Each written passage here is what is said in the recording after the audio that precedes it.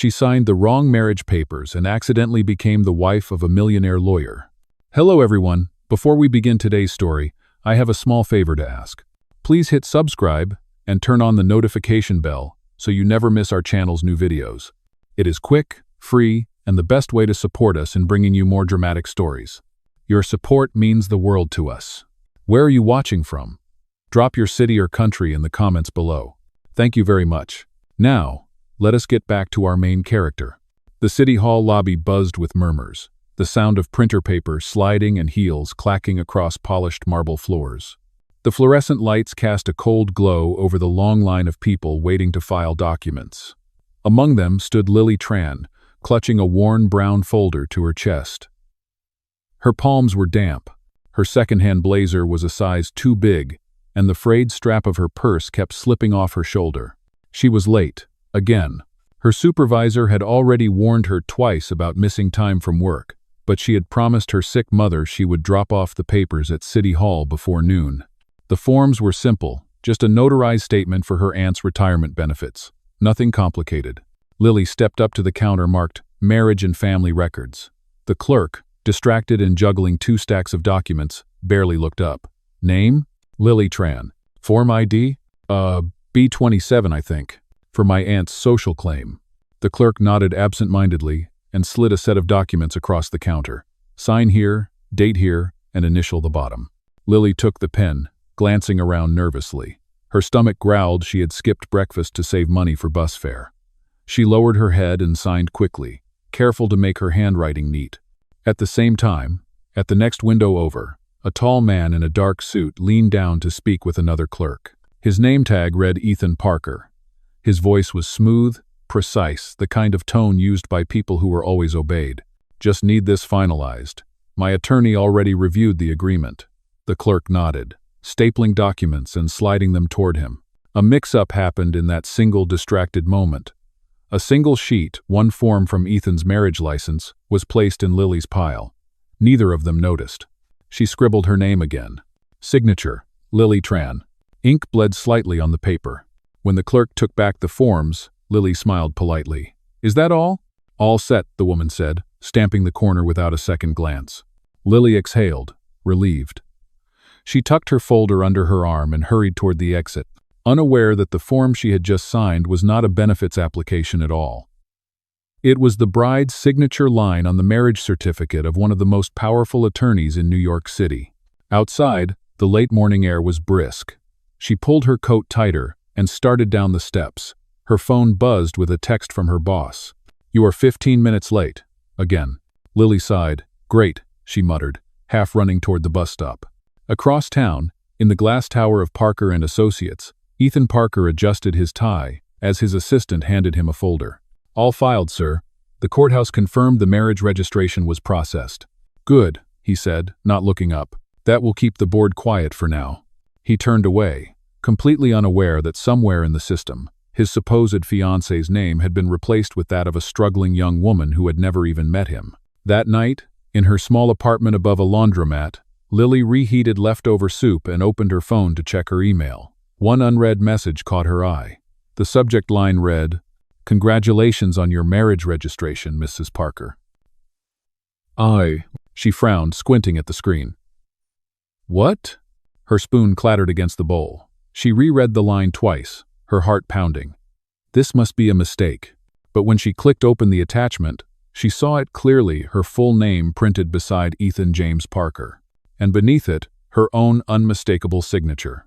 The email kept flashing on her screen, taunting her with every blink. Lily's hands trembled as she scrolled through the message again, hoping she had misread something. But there it was, her full name printed beside the signature of Ethan James Parker. A real marriage record, a legal document. Her chest tightened. This cannot be happening, she whispered. Her old laptop whirred loudly, the fan rattling like it might give up at any second. She shut the lid, pressing her palms against it, as if she could erase the mistake by sheer will. Outside, traffic rumbled below her apartment window. The neon light from the laundromat sign flickered against the peeling paint of her walls. She exhaled shakily. Rent was due in 4 days. Her mother's medical bill was sitting on the counter, and her boss had already threatened to cut her hours. The last thing she needed was a random marriage certificate linking her to a man she had never met. Lily picked up her cracked phone and searched for the number of the city clerk's office. No answer. Just a pre-recorded message about business hours from 9 to 5. She dropped the phone onto her couch and buried her face in her hands. The next morning, she dragged herself to work at the small law firm in downtown Brooklyn. The office was cramped, fluorescent, and smelled faintly of burnt coffee. Her desk sat near the copier, a spot everyone forgot about. "Morning, Lily," her coworker Ben said, balancing 2 cups of coffee. "You look like you saw a ghost." She forced a smile. "Just paperwork problems." He shrugged, uninterested, and disappeared into a meeting room. Lily powered on her computer, but she could not focus on client forms. Her mind kept circling back to that email. The name Ethan Parker sounded familiar, maybe from a billboard or a news article. She typed it into the search bar. Within seconds, dozens of results appeared. Ethan J. Parker, criminal defense attorney, Parker and Associates. Net worth, estimated $12.5 million. Recognized as New York's youngest legal partner. Lily blinked at the screen. "You have got to be kidding me." She clicked one of the articles. A photo loaded a tall man in a charcoal suit, standing outside a courthouse, reporters flashing cameras in his face. He looked confident, distant, and far too serious to be part of any clerical error. Her phone buzzed again. Unknown number. She hesitated before answering. "Hello?" "Good morning, Mrs. Parker," said a calm female voice. "This is the administrative office of Parker and Associates. Mr. Parker requested to confirm your availability for a brief meeting regarding the recent filing." Lily froze. "Meeting? I think you have the wrong person." "No, ma'am," the voice interrupted gently. "Your name appears on the legal record. Mr. Parker prefers to discuss it in person. Would tomorrow at 10 work for you?" Lily's mouth went dry. I guess?" After the call ended, she sat motionless for a long time. The room seemed to tilt slightly, like the ground had shifted beneath her feet. She looked around at her cluttered desk, unpaid bills, sticky notes, an old photo of her and her mother smiling in front of their old house. Her heart pounded faster. Somewhere, a millionaire lawyer believed she was his wife, on paper, at least. And tomorrow morning, she was going to meet him. She reached for her father's old notebook, the one with faded corners and scribbled legal terms, and whispered as if to steady herself, "I am going to fix this. I have to." But deep down, a quiet voice inside her asked the question she could not silence. What if this mistake was not just a problem, but the beginning of something she could never undo? The next morning, the city was already awake when Lily stepped out of the subway. A cold wind whipped down the street, tugging at her coat as she stared up at the towering glass building that read Parker and Associates. The name alone made her throat tighten. It looked less like a law firm and more like a monument to people who never made mistakes. She checked her reflection in the glass door. Her hair was pulled back neatly, but a loose strand still curled near her cheek. Her shoes were polished, even though the right heel clicked unevenly. She took a deep breath and whispered, "You are here to fix an error, not meet a husband." Inside, the lobby gleamed. Marble floors, quiet music. A receptionist with perfect posture and a voice like velvet looked up from her desk. "Good morning, may I help you?" Lily hesitated. "Yes, I have an appointment with Mr. Parker." The woman's smile flickered, a trace of curiosity passing over her eyes. "Your name?" "Lily Tran." The receptionist typed quickly, then looked up again, surprise hidden under professionalism. "Ah, yes, Mrs. Parker. He is expecting you." Lily felt her stomach drop. No, I mean..." But before she could explain, an assistant appeared. "Mr. Parker will see you now." The elevator ride felt endless. When the doors opened, a wide office stretched before her, sunlight spilling through tall windows, law books perfectly lined along dark oak shelves. And behind the desk stood Ethan Parker. He looked exactly like the photos online, sharply dressed, sleeves rolled up, tie slightly loosened. His expression was unreadable, somewhere between curiosity and calculation. "Miss Tran," he greeted evenly, his voice deep and calm. "Or should I say, Mrs. Parker?" She froze in the doorway, cheeks flushing. "That is exactly why I am here, Mr. Parker. There has been a mistake." He gestured toward the chair across from him. "So I have heard. Please, sit." No. Lily perched on the edge of the seat, clutching her purse tightly. I went to the city hall yesterday to file something for my aunt. They must have mixed up the forms. I did not mean to, well, sign your marriage certificate, he finished, leaning back. His lips curved slightly, not quite a smile. An impressive error. She bristled. It was not impressive. It was humiliating. For the first time, his expression softened. Relax, Miss Tran. I am not here to accuse you. I simply wanted to confirm the situation. My legal team is already investigating how it happened. Then it can be undone? She asked quickly. In time, he replied. The filing needs to go through reversal proceedings. Until then, on paper, we are technically married. Lily's mouth fell open. Technically? He nodded. Do not worry. I will have it resolved quietly. You will not face any trouble. She looked at him, uncertain. Everything about him was controlled: the way he spoke, the way he sat, the way his eyes seemed to measure everything. Yet something in his tone carried fatigue, a weariness hidden beneath perfection. She stood, adjusting her bag. Thank you, Mr. Parker. I really appreciate your help. I just want to go back to normal. He rose as well. Normal can be overrated. Oh. Their eyes met for a brief second, long enough for her to feel the distance between their worlds, his of polished marble and hers of cracked walls and overdue bills.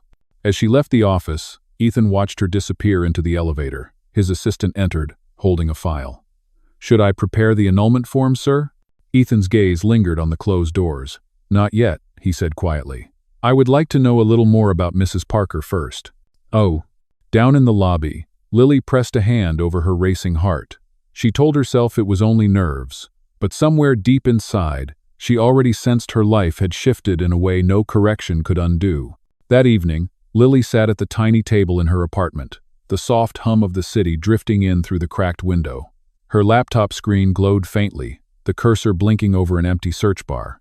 She typed again, Ethan Parker News. Articles filled the screen, charity galas, courtroom victories, magazine interviews. Every headline painted him as brilliant, disciplined, and almost untouchable. She scrolled through photos of him at black tie events beside clients in glittering gowns. His world looked impossibly far from hers. Still, she could not stop staring. The same man who had spoken to her so calmly that morning was standing in those photos, surrounded by people who belonged to another universe. Her phone buzzed. A new email appeared in her inbox. Subject: Clarification meeting follow. Up. It was from his assistant. Mr. Parker asked me to deliver a signed statement confirming your understanding of the current filing status. He will send a courier tomorrow morning. Lily sighed and shut her laptop. At least he is thorough, she muttered. The next morning, a man in a gray suit appeared at her door exactly at 9. He handed her a sealed envelope with the Parker & Associates logo embossed in silver. Inside was a single page, printed neatly. It summarized their conversation, confirming that she had signed the document in error, and that both parties would proceed with legal correction. She grabbed her pen, ready to sign immediately, but stopped when her eyes reached the final line. Both parties agree to remain in contact until the legal reversal is finalized. She frowned. Remain in contact? She whispered. Before she could overthink it, her phone rang again. Miss Tran? It was Ethan's voice, smooth and measured. I wanted to make sure the paperwork arrived. It did, she said quickly. But do I really have to keep in contact? He chuckled softly. The process requires verification from both sides. Think of it as temporary communication. She hesitated. Fine, just until this is over. Of course, he said. Although, since we are apparently partners on paper, I should at least buy you coffee once, do you not think? Her heart skipped. That is not necessary. Neither is marriage, he replied lightly. Yet here we are. That small trace of humor caught her off guard. For the first time, she heard warmth beneath his polished tone. Later that day, she found herself standing outside a small cafe near downtown. She almost turned back twice, but then Ethan appeared casual this time. No suit jacket, sleeves rolled to his elbows. The afternoon light caught in his hair, and the sight made her pulse quicken against her will. He held the door for her. Thank you for coming, Mrs. Parker. She sighed. Do not start that again. Habit, he said with a faint smile, and possibly entertainment. They ordered coffee. The conversation started awkwardly, small talk about the weather, her commute, his work schedule, but gradually, it softened. He asked about her job, her family, her father's notebook she always carried. She spoke carefully at first, but his attention was steady, patient. When she mentioned her mother's health, his expression changed. "You take care of her alone?" "Yes," Lily said, looking down. "It has not been easy, but she is all I have left." He nodded slowly, as if understanding more than he let on. "You know," he said, "most people I meet only talk about winning. You talk about surviving." His words caught her off guard. She looked up, unsure how to answer. For a moment, the noise of the cafe faded, replaced by something unspoken between them. When they finally left, he walked her to the corner before hailing a cab. "I will handle the annulment," he said, "but I might call you again, just for legal updates." She gave a nervous laugh. "Legal updates only." "Of course," he replied, "for now." As the taxi pulled away, Lily turned to watch his reflection fade in the glass. The mistake that had ruined her week no longer felt like a disaster. It felt like the beginning of something neither of them had expected, something real. Days passed, and what began as awkward formality slowly turned into something that felt almost normal. Ethan called every few days under the pretext of discussing legal updates. But the conversations always drifted elsewhere, small things, like her favorite coffee flavor, or the neighborhood bakery she liked to visit on Sundays. Lily tried to convince herself it was just politeness. Still, every time his name flashed across her phone, she felt that same quick jolt in her chest. One Thursday afternoon, she was at work when her supervisor barked her name. "Tran, you are the only one available. The Parker Foundation just called. They need an assistant for their outreach event tonight. Go represent the firm. It will look good for our partnership." Lily froze. "The Parker Foundation?" "Yes, the same Parker. Be there by 7, and try not to embarrass us." That evening, she arrived at the downtown art hall where the event was being held. The place shimmered with light, glass chandeliers scattering reflections across marble floors. Waiters in black uniforms moved like clockwork, and classical music played softly in the background. She felt painfully out of place in her simple navy dress. She found her name on a volunteer badge and pinned it to her chest. Just as she reached for a tray of brochures, she heard a familiar voice behind her. "Mrs. Parker," Ethan said smoothly, "you clean up nicely." "No." She turned sharply, her pulse leaping. He was dressed in a tailored tuxedo, looking every bit the millionaire attorney she had read about. "You did not tell me this was your event. I thought it would be more interesting to see your reaction," he said, half smiling. "And technically, since you are still my wife on paper, it made sense for you to attend." She rolled her eyes. "Very funny. I was not joking," he said softly. Before she could respond, a reporter approached, camera ready. "Mr. Parker, can we get a quick photo of you and your wife for the foundation's announcement?" Lily froze. "Wait, what?" But Ethan had already placed a steady hand at her back, guiding her closer. "Just smile," he whispered. "We will explain later." The flash went off. For a moment, the world seemed to pause, her heartbeat loud in her ears, his hand still resting gently against her spine. When the photographer left, she stepped aside, flustered. "You cannot just do that. People will think—" He met her gaze calmly. "They will think I am lucky." Her words caught in her throat. Before she could find a reply, one of the event directors approached to thank her for helping with the materials. She busied herself with the brochures, trying to steady her breathing.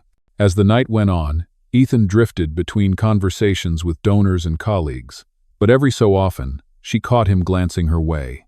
When she finally gathered the courage to look back, he gave her a small, genuine smile, not the rehearsed kind she had seen in photos, but something softer.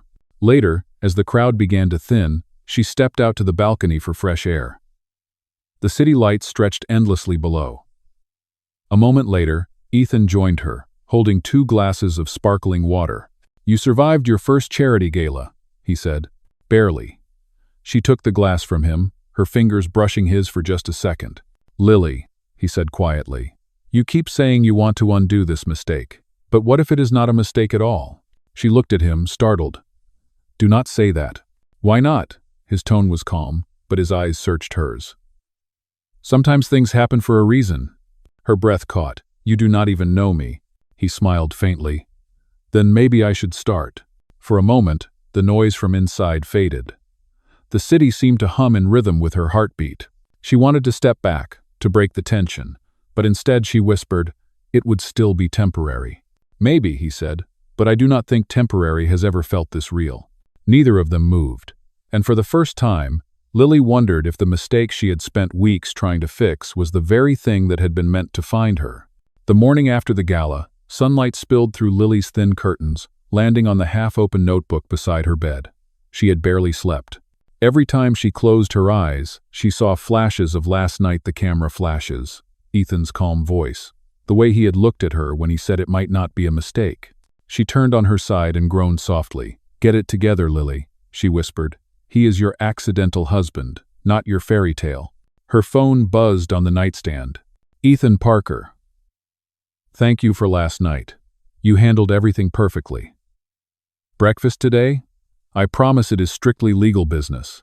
She smiled despite herself, typing back, "No, thank you.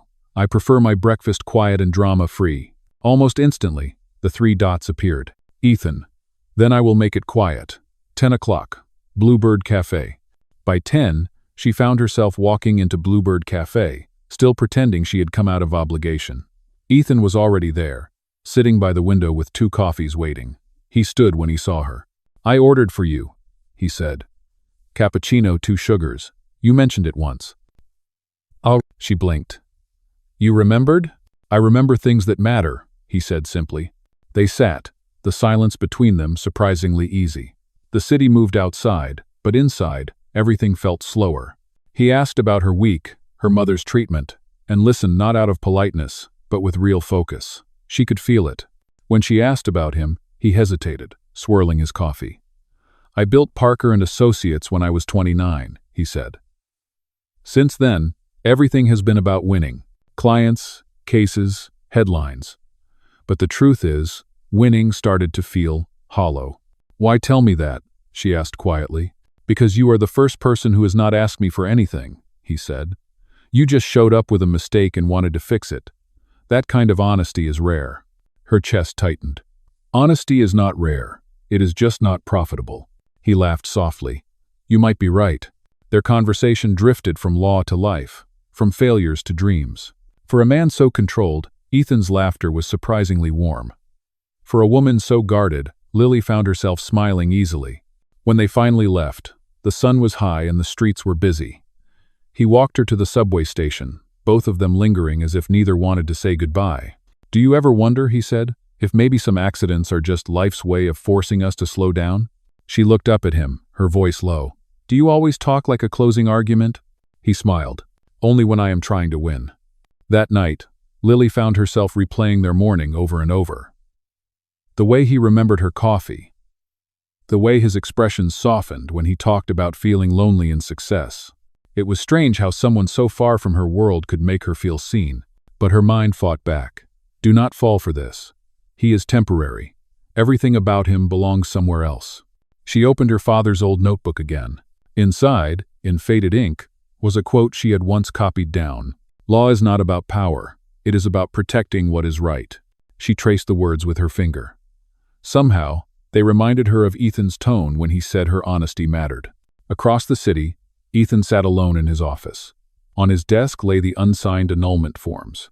His assistant had reminded him 3 times to finalize them, but he could not bring himself to do it. He stared at Lily's signature on the file and whispered, almost to himself, "Maybe right is not always what the law says. Maybe it is what feels true." The city lights glimmered against his window as he leaned back, realizing something he had not expected. What started as a clerical error was beginning to feel dangerously close to fate. A week later, the calm rhythm Lily had built began to unravel. It started with a phone call from the city clerk's office. The woman on the line sounded apologetic.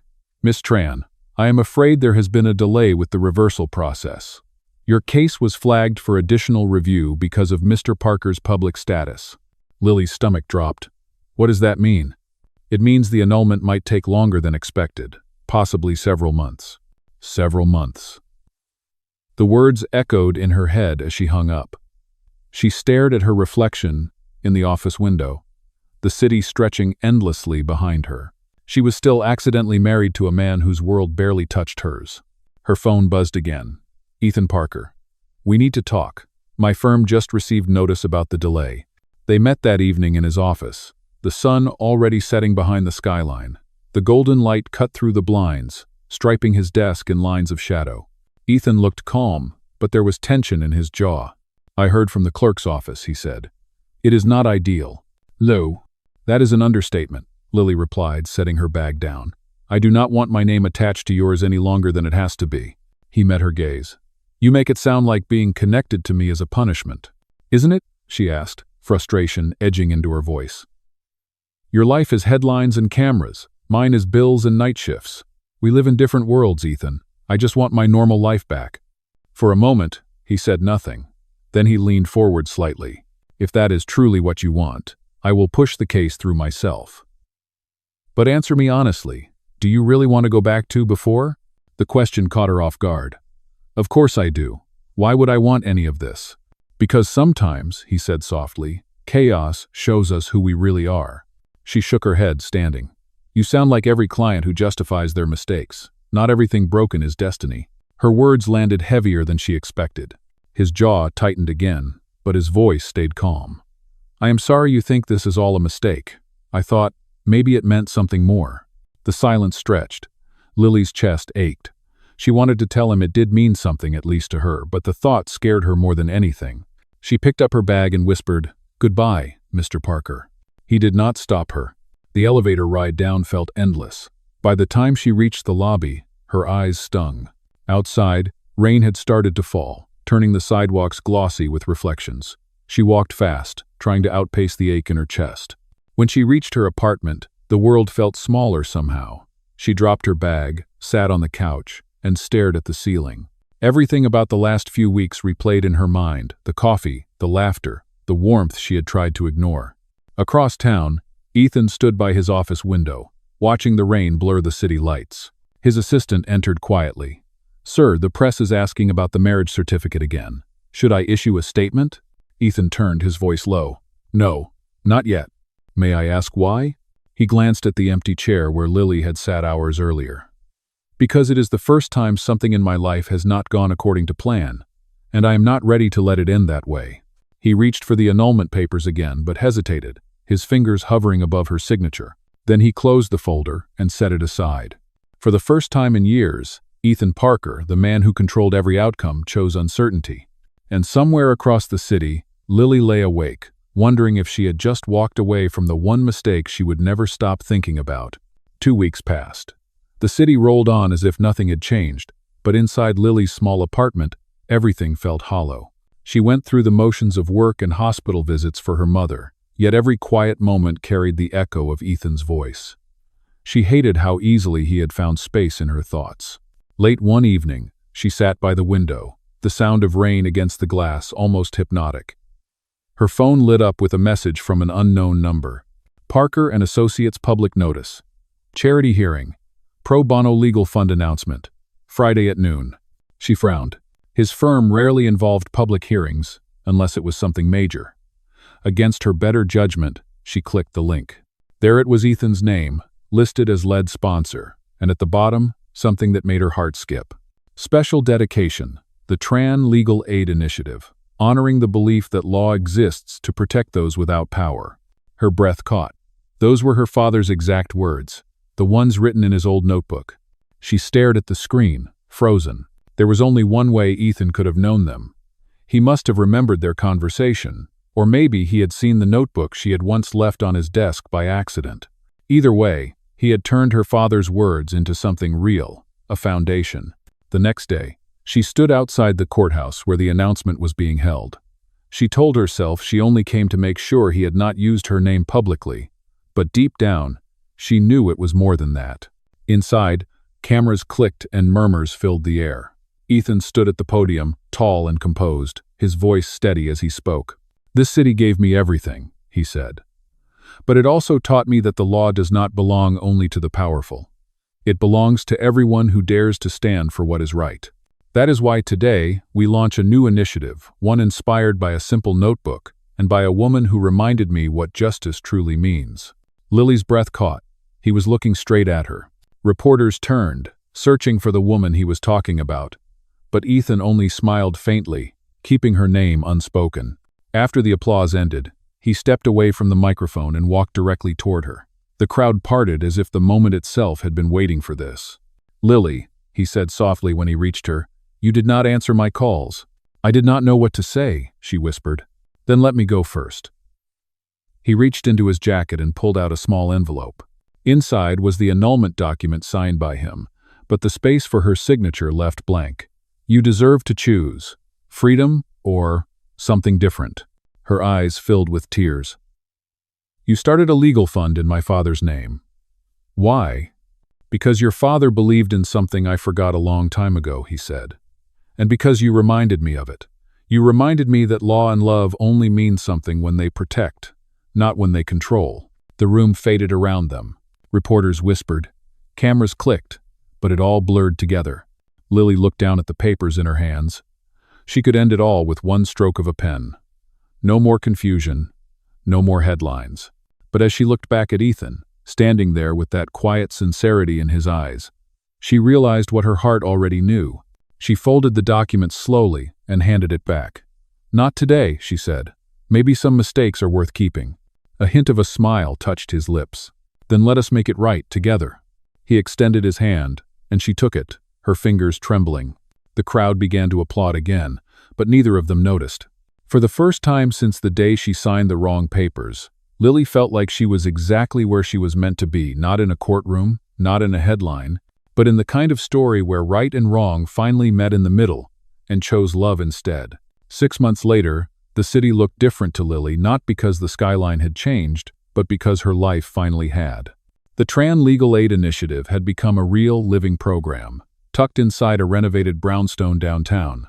The waiting room was always full of people who could not afford lawyers, families, workers, students, each one carrying stories that reminded her of her own struggles. Ethan visited often, not as the millionaire lawyer with polished shoes and a perfect reputation, but as a man who rolled up his sleeves, carried boxes of files, and listened to every client as if their case mattered more than his name. It was strange, she thought, how easily he fit into this new world of hers, how much lighter his laughter sounded here. That afternoon, Lily was at her desk when she noticed the envelope sitting on top of her papers. Elegant handwriting, no sender. Inside was a handwritten note. "Lily, you once told me the law should protect what is right, not who is rich. I think we both finally understand what that means. Meet me where it all began. Ethan." She smiled, a nervous flutter rising in her chest. When she arrived at City Hall, the late sunlight spilled through the tall windows, bathing the marble floor in gold. It was the same building where her mistake had started the place she had once dreaded returning to. But now, the memory no longer hurt. Ethan stood waiting at the same counter where she had signed the wrong papers months ago. He was dressed simply, no tie, just a soft gray suit. When he turned and saw her, his expression warmed instantly. "You came," he said. "Of course," she replied. "You did say you wanted to meet where it all began." He held up a thin folder. "Do you remember these?" She laughed softly. "I am not likely to forget the papers that changed my life." Well," he said, stepping closer. "I had them replaced with the right ones this time." Her breath caught as she looked down. It was a marriage certificate, freshly printed, with both their names written clearly. No errors, no accidents. Ethan's voice lowered, steady and sincere. "The first time, it was a mistake. This time, it is a choice, and I would like it to be yours." For a moment, Lily could not speak. Her eyes filled with tears, the good kind, the kind that carry relief and clarity at once. She reached into her bag, pulled out her father's old notebook, and held it between them. "He would have liked you, you know," she whispered, "because you finally learned what right really means." He smiled gently. "Then say yes, and let us start right this time." The clerk at the counter looked up, smiling knowingly. "Are we signing today?" Lily met Ethan's eyes and nodded. "Yes," she said softly. "Let us make it official for real this time." They signed, side by side. No cameras, no reporters, no accidents. Just two people who had stumbled into something true. When they stepped outside, the air was warm and bright. The city hummed with life, and the world seemed suddenly wider. Ethan reached for her hand, and she let him take it. As they walked down the courthouse steps, she laughed quietly. "I guess some mistakes really are worth keeping." He looked at her, smiling the way he never had before. The best ones always are. And with that, they disappeared into the afternoon light, no longer an accident, but a promise made right, born from one wrong signature that turned out to be the best decision of their lives.